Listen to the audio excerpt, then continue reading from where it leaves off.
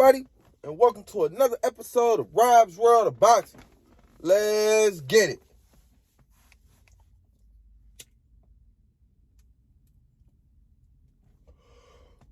All right. Today we're going to get into our top 5 middleweights in the world today. Our top 5 middleweights in the world of boxing today. Middleweight is 160 pounds, if you didn't know. I don't know if you guys seen my last video, 168 pounder super middleweights.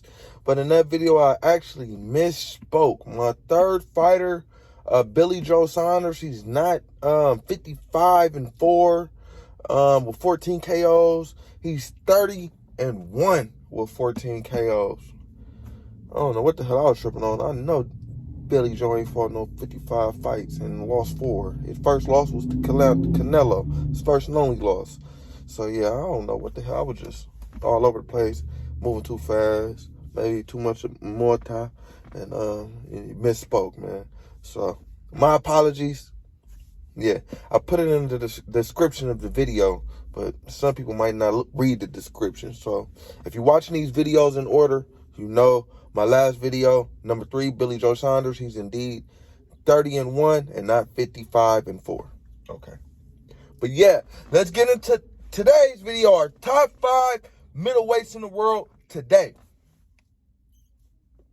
At number 5, I got Ryota Murata. There we go. Ryota Murata. There we go. He's 16-2, 13 KOs, 36 years of age. He's an orthodox fighter. He stands at 6'1" even. He has a 75-inch reach. He's from Tokyo, Japan. His last fight was a 5th-round TKO versus Stephen Butler, who was 28-1 with 1 draw, December 23rd, 2019. A key win, a key person on his resume, because I look for key people on everybody's resume so I can let you guys know if they fought anybody, that you might know. And I was looking for a key person on his resume. There's no one. There's nobody there. He hasn't really fought anyone worth mentioning. Maybe Rob Brandt. He had 2 fights with Rob Brandt back to back. He won them both. Brandt's 25-1, but a lot of people don't even know Rob Brandt. Like, come on. Murata is the WBA champion. His next fight is gonna be against Triple G, Gennady Golovkin. April 9th, 2022. Murata is going to be coming off of a 2-year layoff in that fight. And also Murata, he's a 2012 gold medalist for Japan. 2012 Olympic gold medalist for Japan. So Murata got some boxing pedigree under his belt. He just ain't no novice in this. He's a champion. He's an Olympian. So put some respect on his name. He's my number 5 fighter. Ryota Murata at number 5. At number 4, I got Jaime Munguia. He's 39-0 with 31 KOs, 25 years of age. He's an orthodox fighter, stands at 6 foot even. He's from Tijuana, Mexico. His last fight was against Demetrius Big Meech Ballard, but he really should have been called Little Meech, because he looked like Little Meech. He went out without a fight. He got KO'd in the TKO'd in the 3rd round, Big Meech being. That fight transpired February 19th, 2022. A key win for Jaime Munguia was against Saddam Ali. That fight actually put Jaime on the map for me. That fight transpired, when was that fight? I think like 2019. I didn't take a note. Yeah, and Jaime got the 4th round TKO versus Saddam Ali. Saddam Ali was 26-1 at the time. The fight was at 154 pounds for the WBO belt. At 154, vacant belt.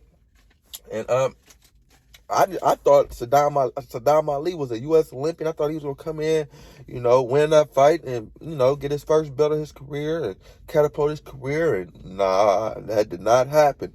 Jaime Munguia came in and stepped on him, and I ain't really seen Saddam Ali since. And after that, he paraded around, defended his belt. Jaime Munguia defended his belt at 154 for a while. Then he moved up to 160, where he's at now. In my number 4 spot, Jaime Munguia.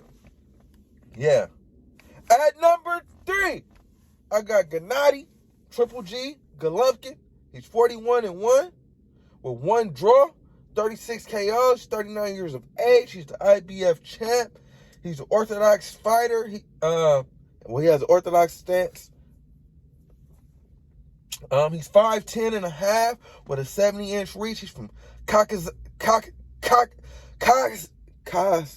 oh shit. He's from Kakistan. That's how you say that shit. Kakistan. But he living in LA. His last fight was a 7th round stoppage win versus Kamil Shamia. He was 21-0, but I had never heard of Shamia. That fight transpired December 18th, 2020. Golovkin is a 2004 Olympian in Athens. A key couple fights for this guy, well, for Gennady Golovkin, was against Canelo Alvarez. He had 2 fights against Canelo. I feel like he won the first fight, and I feel like he lost the second fight. But the first fight they ended up, giving it a draw, and the second fight, of course, they gave it to Canelo. Yeah. If you didn't know, you gotta really beat Canelo, man. He's a cash cow. They not finna let him lose on the scorecard, if it ain't convincing. But yeah, and that's what happened. And his next fight, as I stated previously, is against Ryota Murata, April 9th, 2022. So I'm excited to see him take that belt from Murata, because I fully expect him to take that belt. And after that, him and Canelo supposed to face off if Canelo is successful against Bivol, his next opponent, and Triple G is successful against Murata. They supposed to clash. I'm excited to see that fight. People say they're not excited, but I'm excited. I want to see it. But yeah, my number 3 fighter, Triple G. My number 2 fighter at middleweight in the world today, Demetrius Andrade. He's 31-0 with 19 KOs, 34 years of age. He's a southpaw. He stands at 6 foot even, with a 73.5-inch reach. He's from Providence, Rhode Island. His last fight was against Jason Quigley. Quigley was 19-1. I'm sorry about that. November 19th, 2021. The day before my daughter's birthday, actually. And he scored a second-round TKO versus Quigley. A second-round TKO. A key, I do the keys. A key person on his resume that I seen again was no one. Demetrius hasn't really fought anyone worth mentioning. I'm not even gonna lie. So I didn't see anybody worth mentioning on his resume. So Demetrius, man, you really got to step it up, man. Only reason I have him in my number 2 spot, and he hasn't fought anybody for real, because he's the champ at 154. Well, he was the champ at 154. Now he's a champ at the WBO champ at 160. He's a 2008 Olympian. Man, and his skills are superior. He has a beautiful jab. He's a great athlete in there. He's rangy. He's 31-0. Shit. Man, what Demetrius Andrade, he's the truth, man. He just got to really, I feel like boxing been closing him out. Like, they haven't really gave him the opponents that he need, to catapult his career. But I don't feel like it's his fault. I feel like if he get in the ring with anybody, he'll show you, he'll show you what he's made of. Put him in front of him, he's gonna get a win. But they not putting nobody in front of him. But yeah, fight more people, Demetrius Andrade. But your skills alone put you on my number 2 spot. My number 2 middleweight in the world, Demetrius Andrade. Demetrius Boo Boo Andrade. That's what they call that nigga, Boo Boo. My number one fighter at middleweight in the world today, Jamal Lions Only Charlo. He's 32-0 with 22 KOs, 31 years of age. He's an orthodox fighter. He stands at 6 foot even with a 73.5-inch reach. He's from H-Town, Houston, Texas. His last fight was a unanimous decision win versus Juan Montiel. Montiel was 22-4 with 2 draws, but watching the fight, you would never know that because Montiel put up a hell of a fight. He had a hard-ass head. Charlo was hitting with everything but the kitchen sink, but he kept coming forward and hitting Charlo with some heavy shit, too. He pushed Charlo, man. Charlo looked kind of rusty in that fight. I want to see him, in his next fight to see if he cleaned up anything that I seen, because I've seen a lot of, mishaps in that fight from Charlo. So I want to see if he cleaned those mishaps up, which I think he will. And, get back to his usual self. But yeah, Montiel looked good in that fight, but nonetheless, he lost. A key win for Charlo on his resume was a 5th round KO win. December 10th, 2016 versus Julian J. Rock Williams.